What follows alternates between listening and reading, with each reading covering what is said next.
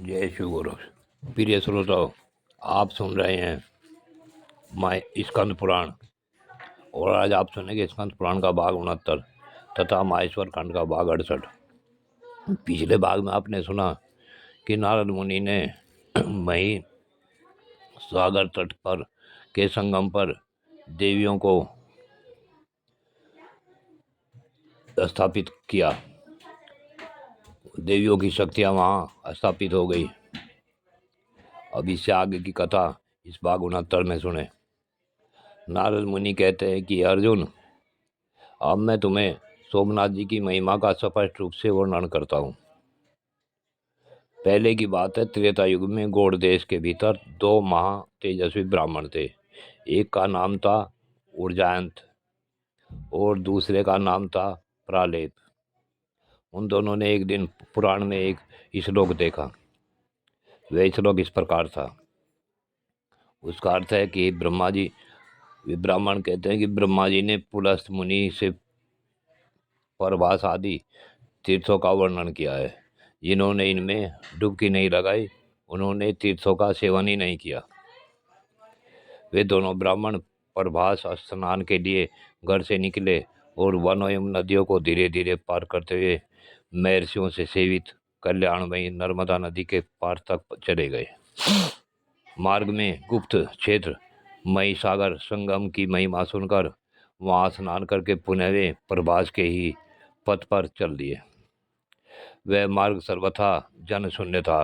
वे दोनों यात्री भूख और प्यास से बहुत पीड़ित हुए और सिद्धलिंग के समीप पहुंचकर मूर्छित हो गए।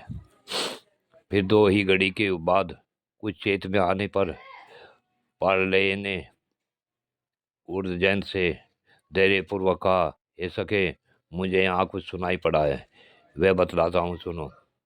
तीर्थ यात्रा से थककर मनुष्य ज्यों ज्यों शिथिल एवं कांतिहीन होता जाता है, तो उसके किए हुए दान से भगवान सोमनाथ प्रसन्न होते हैं।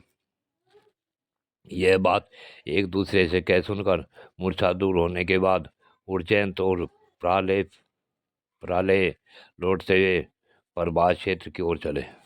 उनकी यह निंद्रा निष्ठा देखकर भगवान शंकर ने दोनों को प्रत्यक्ष दर्शन दिया और उन दोनों के शरीर को अपनी कृपा दृष्टि से देखकर सुदृढ़ एवं सबल बना दिया। तब वे दोनों प्रभास तीर्थ में शिव जी के स्थान को चले गए। वे ही ये दो सोमनाथ सिद्धेश्वर के समीप विद्यमान है। पश्चिम में उज्जैन और पूर्व में प्रालयेश्वर है।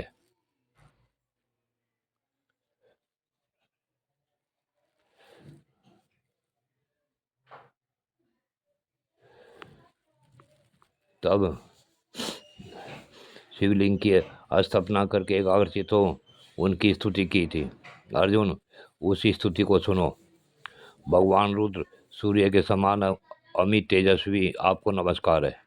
आप सबकी उत्पत्ति करने वाले, वैदकों को दूर भगाने वाले रुद्र तथा जल में रस हैं। आपको नमस्कार है। आप संहारकारी सर्व हैं। पृथ्वी आपका रूप है। आप नित्य सुंदर गंध धारण करने वाले हैं। आपको नमस्कार है।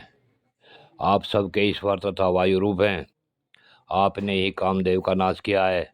आपको नमस्कार है। आप पशुओं जीवों के अधिपति, पालक तथा अत्यंत तेजस्वी हैं। आपका स्वरूप भयंकर है। यह आकाश आपका ही एक रूप है। आप शब्द मात्र परमेश्वर को नमस्कार है। आप महादेव हैं। सोम, चंद्रमा रूप अथवा उमा सहित हैं तथा अमृत स्वरूप हैं। आपको नमस्कार है। आप उग्र रूप, यजमान मूर्ति तथा कर्मयोगी हैं। आपको नमस्कार है। इस प्रकार दिव्य नामों से के साथ उच्चारित इस हाटकेश्वर स्त्रोत को, जिसका निर्माण साक्षात ब्रह्मा जी ने किया है, जो पढ़ता और सुनता है वह भगवान शिव के सायुज्य को प्राप्त होता है। अर्जुन बोला, बैठ बैठ एक मिनट। हे मुने, आपके द्वारा स्थापित मही सागर स्थान में जो जो प्रधान तीर्थ हैं उनका मुझसे वर्णन कीजिए।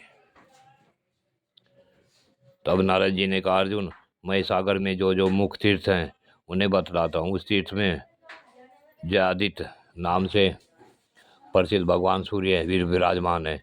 उनके प्रादुर्भाव की कथा सुनो। प्रिय श्रोताओ, आज की कथा यहीं पूर्ण होती है।